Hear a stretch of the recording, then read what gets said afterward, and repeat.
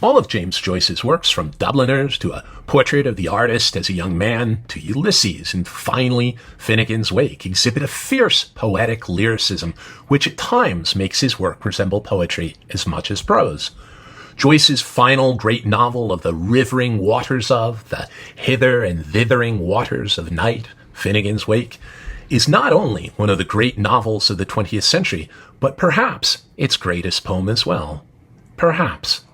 Finnegans Wake is certainly a work to be heard with the ear as much as read with the eye, since the sound sense of the work is such an integral part of understanding it.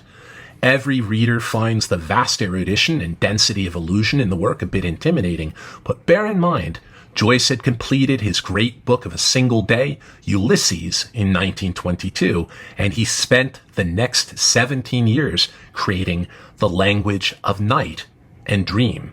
And one way of experiencing the work, especially at first, is not to ask it to make too much sense, but rather plunge into it experientially with ears and heart open as one does a nursery rhyme or the fleeting fragments of a dream one remembers upon waking, and let this water and sea and dream-flooded book wash over us like the laving waters of the river Liffey.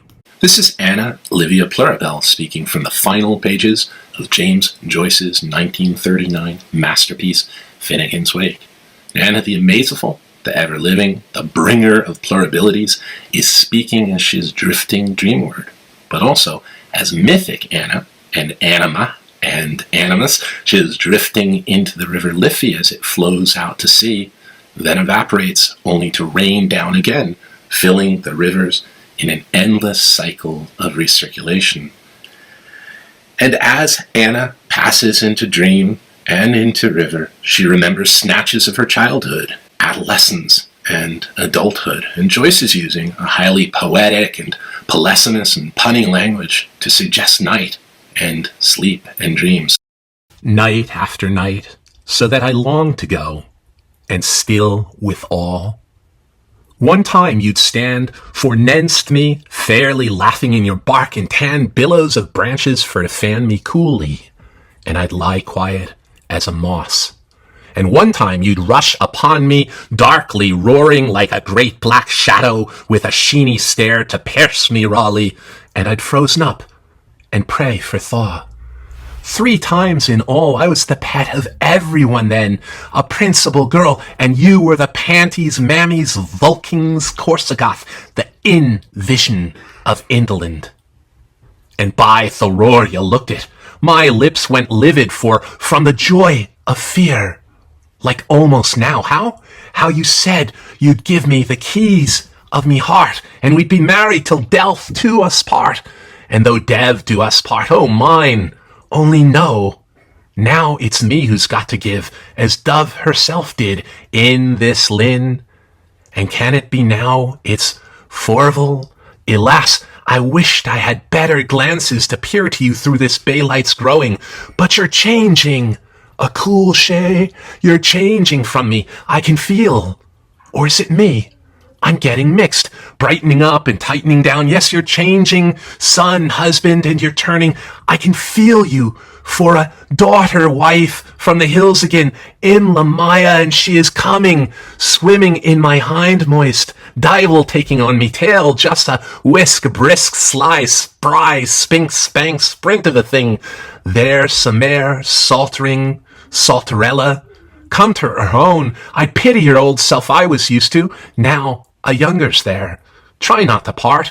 Be happy, dear ones. May I be wrong, for she'll be as sweet for you as I was sweet when I came down out of me mother, my great blue bedroom, the air so quiet, scarce a cloud, in peace and silence.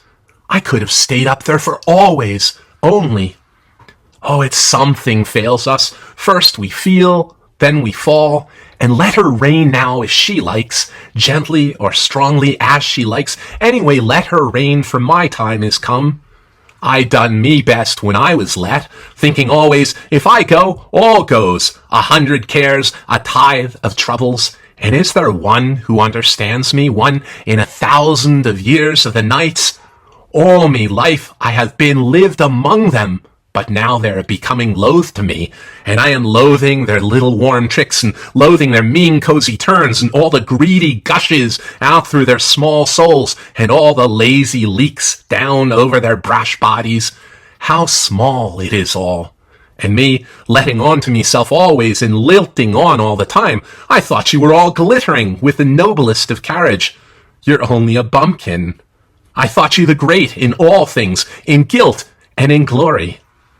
You're but a puny home. My people were not their sword out beyond there so far as I can. For all the bold and the bad and the bleary, they are blamed, the sea hags, no, nor for all our wild dances and all their wild din. I can see meself among them, alla nuvia pulchrabelled. Oh, how she was handsome, the wild Amazia, when she would seize the mine ownest breast. And what, is she weird, the haughty Naluna, that she will snatch from mine ownest hair? For 'tis they are the stormies. Ho, hang, ho, and the clash of our cries till we spring to be free. Aurevolus, they say, never heed of your name. But I'm loathing them that's here, and all that I loathe, lonely in my loneness. For all their faults, I am passing out. Oh, bitter ending, I'll slip away before they're up. They'll never see, nor know, nor miss me.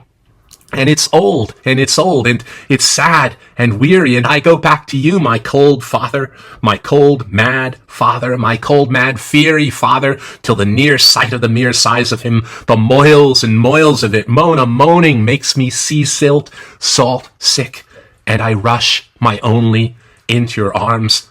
I see them rising. Save me from those terrible prongs. 2 more, 1, 2 more men's more. So, Avalavel, my leaves have drifted from me all, but one clings still. I'll bear it on me to remind me of leaf so soft this morning, ours. Yes, carry me along, Tatty, like you done through the toy fair, if I'd seen him bearing down on me now under white spread wings, like he'd come from archangels.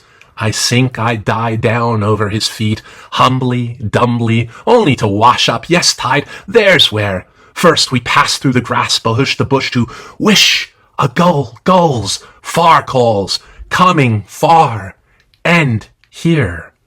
Us then, Finn again, take besoftly, me memor me, till thousands thee, lips, the keys to, given, away, alone, a last, a loved, along the river run, past Eve and Adam, and bend of bay, and swerve of shore, brings us by a commodious vicus of recirculation back